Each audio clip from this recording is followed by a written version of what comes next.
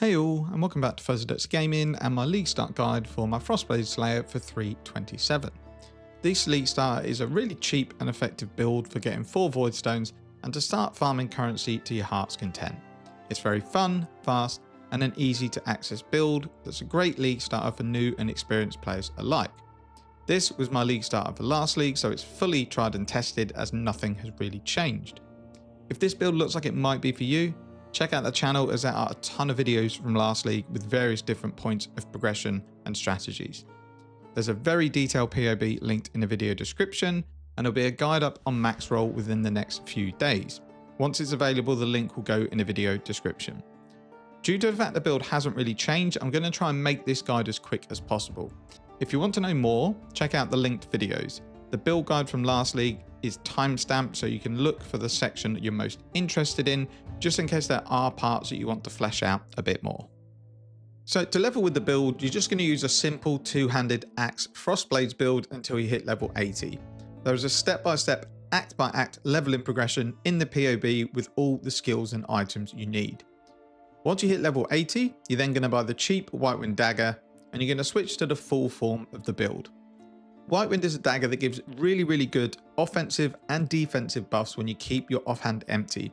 One tip, which I fell foul of not following last League: go into your options once you get Whitewind and disable the auto equip option, because it makes sure that when you pick things up like identified shields or weapons, they don't go straight into your offhand and gimp your build.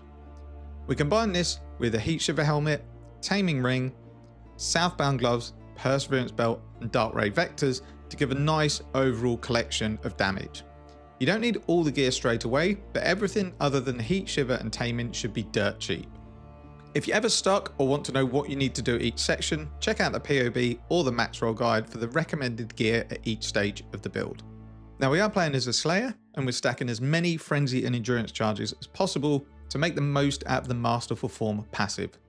Combine this with Overleech and 20% Culling Strike, and you've got a really comfortable League Starter that scales both attack and defense effectively. Once you start farming lots of currency, you can then switch to a more improved version which uses a claw and shield. It has a little bit more DPS, but more importantly it's got much more defense, life, and general quality of life features.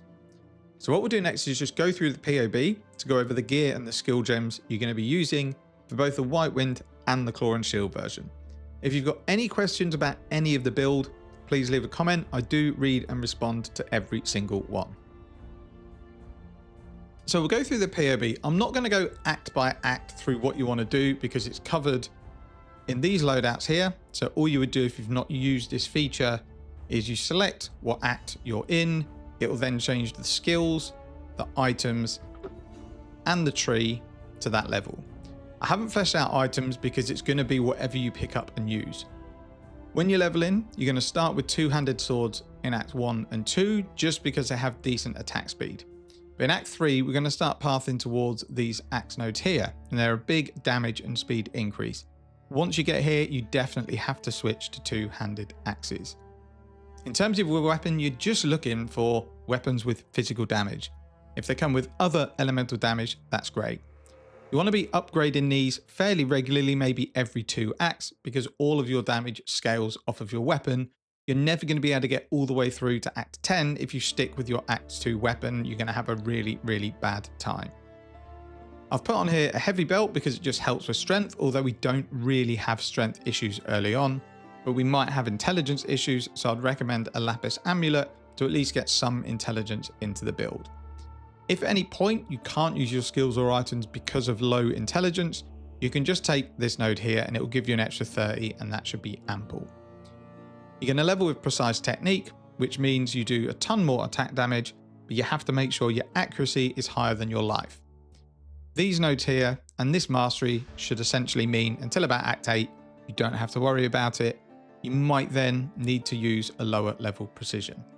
So you're just going to level through all of the acts with two-handed weapons.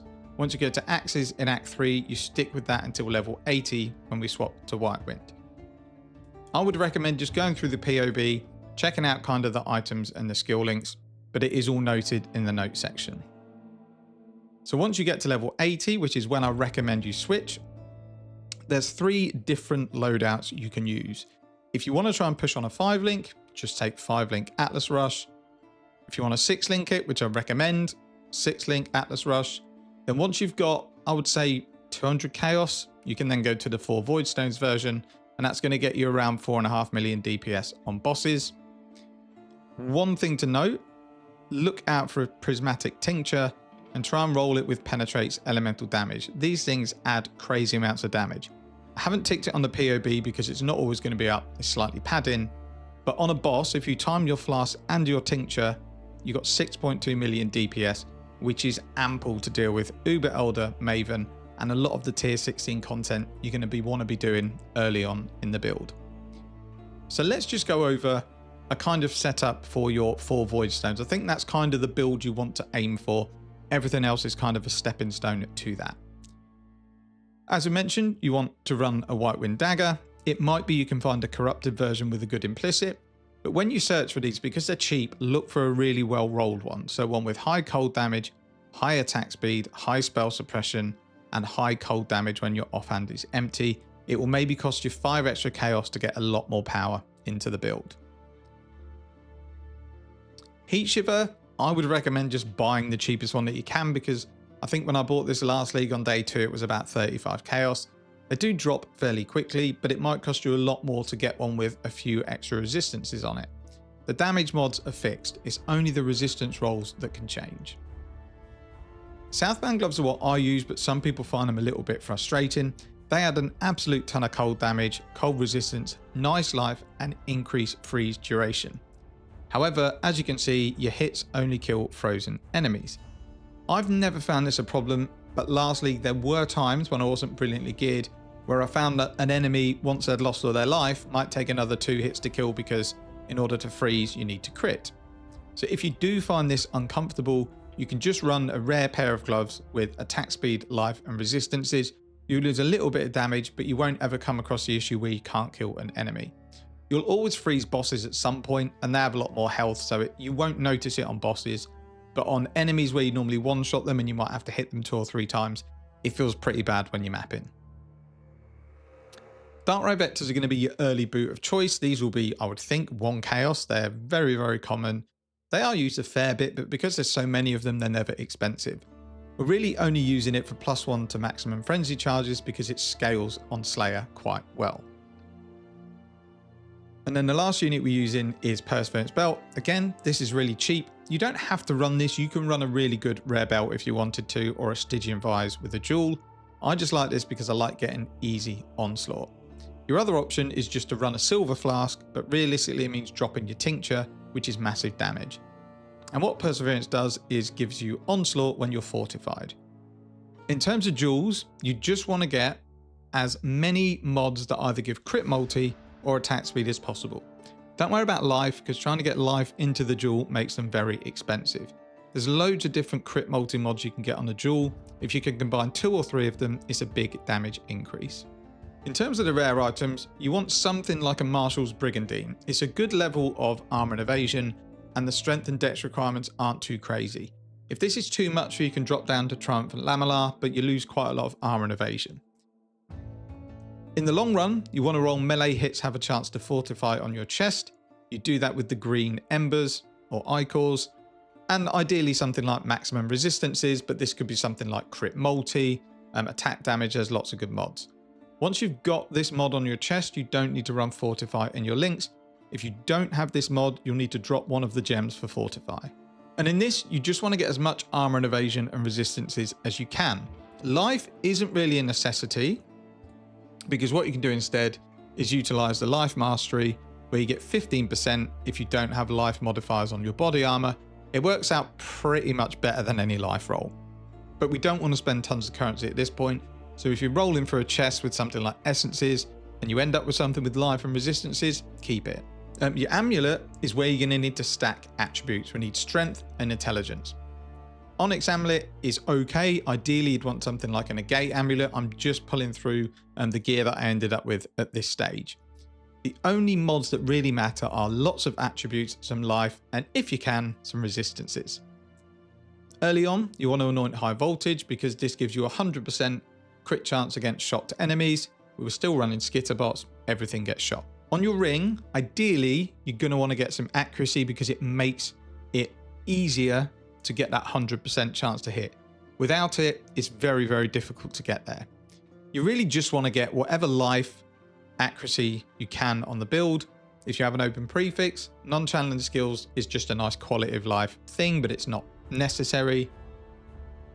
I would also try to get intelligence on this ring instead of dexterity, but you don't want to aim for too many specific mods because it can get expensive. Just know that you do need to meet high intelligence and strength requirements on the build. And then your second ring, again, intelligence, life, resistances, that's it, fairly simple. If taming is affordable, obviously buy that and run that instead. It's going to be much, much better for damage. In terms of flask, just follow the flask that I've got here. It's fairly straightforward. You want evasion on a jade flask, crit on a diamond flask, and quicksilver. You can either go for like movement speed, less curse effect, and whatever you fancy going for, you can do on this. And then prismatic tincture, really important for burst boss damage. This is a setup I had on day 2, and yeah, got my full void stones, farmed lots of currency, more currency than I needed, to the point where I probably should have upgraded much more of this gear. But I was just having too much fun to stop and upgrade. Now, once you get currency into the build, I'd recommend going to the end game Claw and Shield variant. It's not a ton more damage. It's like 13 million, and that's with kind of flasks up and things like that. I'm not going to go through these items. I've just crafted what I think you want to aim for. This is going to be more expensive because you're going to target good rare items. So don't rush into this. Don't like half-arse it and get a few of the items. You need all of the items. You can then push this as far as you want. You can keep stacking DPS by getting items with +1 frenzy charges. You can get better rares. You can get better jewels.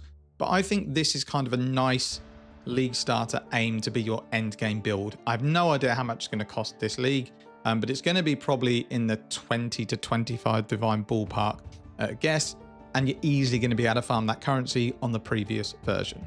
Something like a lethal pride is not necessary, but the secondary thing it comes with, which is strength on each node, really helps hit your attribute requirements. I normally put it up here because if you aim for a jewel here, they're always more expensive with the mods that you want. All you really want is double damage and intimidate. If you can get that in this area here for like a divine, pick one up.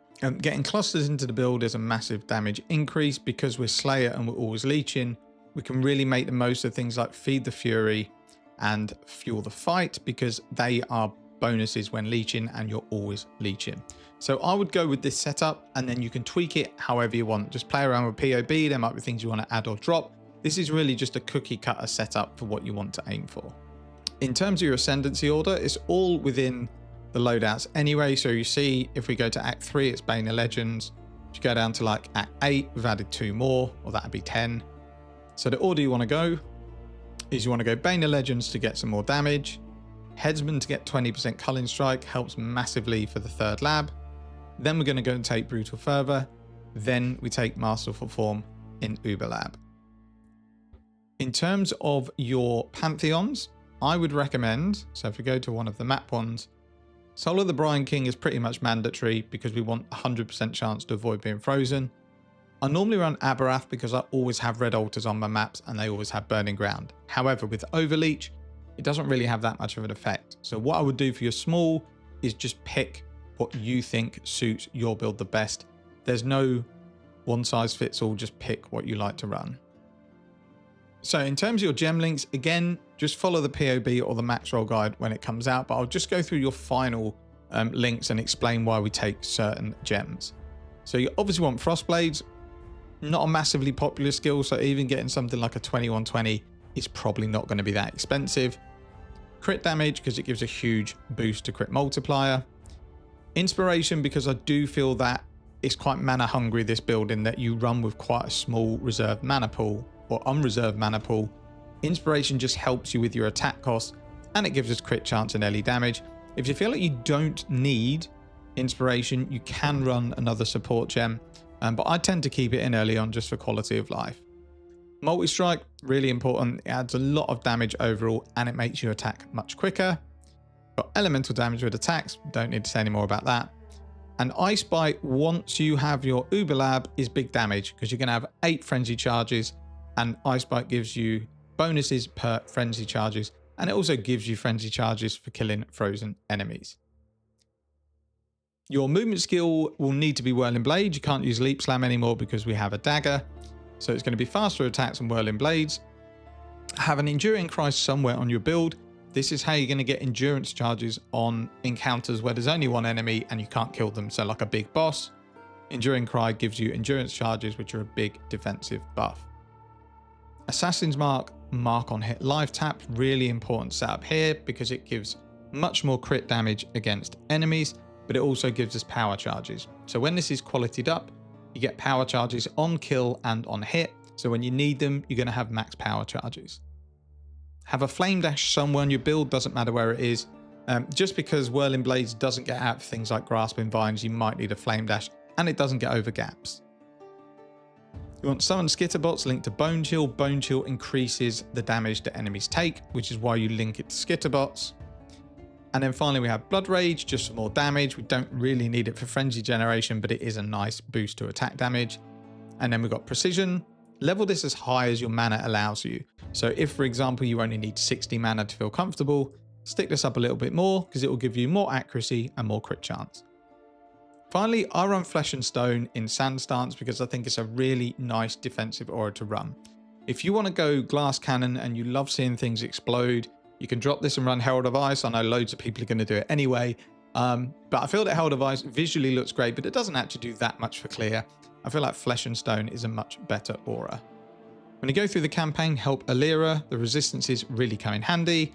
Later on, when you're in maps much further down the line and you're well over your resistance cap, you can go and respec it to 1 passive point. To do that, you get 20 Orbs of Regret and an Onyx Amulet, and you sell it to any vendor.